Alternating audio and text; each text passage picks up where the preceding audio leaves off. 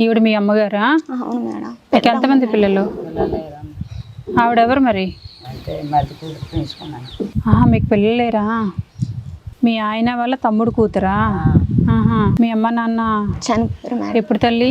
నాకు తెలియదు మేడం. చిన్న వయసులోనే ఎలా చనిపోయారమ్మా? ఎంత వయసు అప్పుడు? పాప ఎంత వయసు అప్పుడు?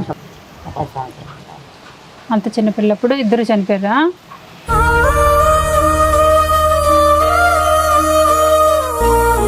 అమ్మా మీ వయసు ఎంత? 38. 38. ఏం అలా ఉన్నారు? 30 ఏళ్ళ వయసు, 40 ఏళ్ళు కూడా ఇంకా అవ్వలేదు మీకు? బాగాలేదు మేడం. బాగాలేదా? మీకేం బాగోదమ్మా? కిడ్నీ ప్రాబ్లం అన్నారు మేడం. కిడ్నీ సమస్య?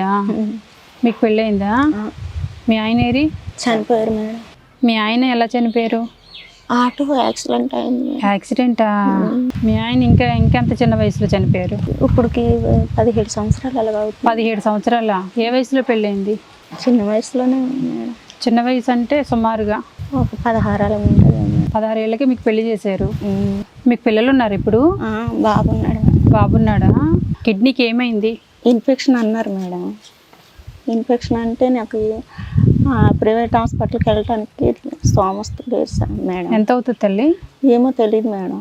అంచనాగా ఆ ముందు టెస్ట్లకి 3500 ఉంది మేడం. ముందు టెస్ట్లకి 3000? Government hospital చేయించారా? లేదు మేడం, ప్రైవేట్ హాస్పిటల్ తీసుకెళ్ళింది. మరి ఈ టెస్ట్లకి ఎంత అవ్వచ్చు? మరి ఆ టెస్ట్లకి 3500 అయిందంటే దీనికి ఒక 1000 రూపాయలు ఎంత అవుతుందేమో. ఇంకో 1000 రూపాయలు ఇష్టం అవుతుందా? సరేలే అయితే. బ్లడ్ కూడా తక్కువ ఉన్నది అన్నారు మేడం. మీకు రేషన్ అది వస్తుందా? వస్తుంది. సరిపోతున్నాయా మరి? ఇంకా అలాగే మేడం 15 కేజీలు వస్తున్నాయి మేడం. ముగ్గురికి 3 5లు. మా అమ్మగారికి ఫంక్షన్ అమ్మకు వస్తుంది. మీకు? నాకు రాలేదు మేడం. ఇద్దరు ఒకటే ఇంట్లో ఉండడం వల్ల?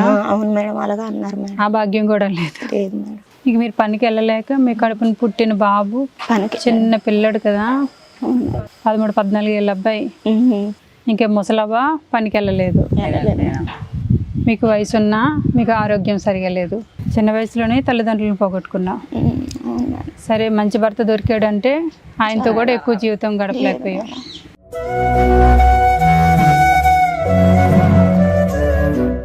ఇంకా కడుపున పుట్టిన బాబుతోనన్నా నువ్వు సంతోషంగా అంటే ఇంకా పిల్లల్ని ఇంకా కష్టపడక తప్పలేదు. ఇంకా కూలి పనికి వెళ్ళకపోతే ఇంక ఇల్లు గడవదు. ఒక ఫంక్షన్ నీ కొడుకు సంపాదిస్తే ఆ డబ్బులు మిమ్మల్ని ఇద్దరిని పోషించే పెద్దోడు అయిపోయాడా 16 17 ఏళ్ళకి? పాపం అనిపిస్తుంది. చదువుకునే వయసు వాడికి, అసలు ఆటపాట తప్ప ఈ వయసులో వాడికి అంత బాధ్యత అనేది తెలియకూడదు. కానీ తప్పలేదు కదా. ఎన్ని సంవత్సరాల నుంచి వెళ్తున్నాడు పనికి? ఒక 3 సంవత్సరాల నుంచి వెళ్తున్నాడు. 13 ఏళ్ళకే పనికి వెళ్ళాడా? ఎలా తట్టుకుంటున్నావమ్మా? మాకు ఎవరు లేరు కదా మేడం, దగ్గర వాళ్ళు కూడా ఎవరు లేరు మేడం.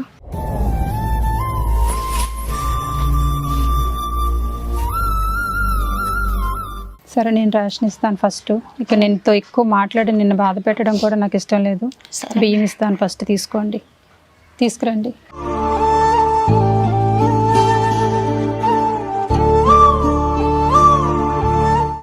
అమ్మా, అవి బియ్యం, అవి నెల సరుకులు.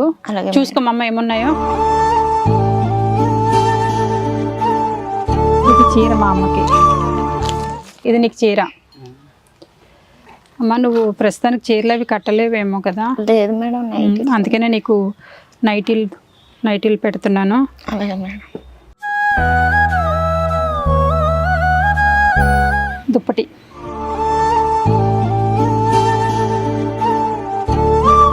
తర్వాత నోరు తెరిచి అడగమ్మా అన్న. 1000-2000 అంటున్నావు, తెలియదు అంటే మరి నాకు తెలిసి కిడ్నీ సమస్య అంటే కొంచెం పెద్దదై ఉంటుంది. అందుకే గవర్నమెంట్ హాస్పిటల్లో కొన్ని చోట్ల అవి ఉండకపోవచ్చు. మేడం అలాంటిది లేదు మేడం మా ఊర్లో. అదే లేదు, బాగా మారుమూల పల్లెటూర్లు కదమ్మా. అవును మేడం. ట్రైబల్ ఏరియా నర్సీపట్నం అంటే మరి కొంచెం సిటీకి వెళ్ళాల్సి వస్తుంది.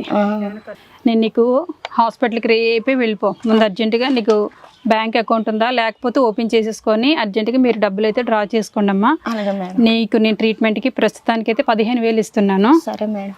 ఈ 15,000తో అలాగే మేడం. ముందు అర్జెంటుగా నువ్వు టెస్టులు చేసుకో తల్లి. అలాగే మేడం. టెస్టులు చేసుకో. చిన్న పిల్లడికి తల్లి అవసరం ఉంటుంది, తండ్రి అవసరం ఉంటుంది, కానీ తండ్రి అలాగూ లేరు కాబట్టి నువ్వు ఆరోగ్యంగా ఉన్నావు అనుకో, కనీసం కనిపెట్టుకుని అన్న నీ కొడుకుని ఉంటావు కదా ఇంట్లో ఉంటే. మంచి చెడు చెప్పేవాళ్ళు తల్లిదండ్రులు ఖచ్చితంగా పిల్లలకు ఉండాలి. సరే అమ్మమ్మ వెళ్ళొస్తాను.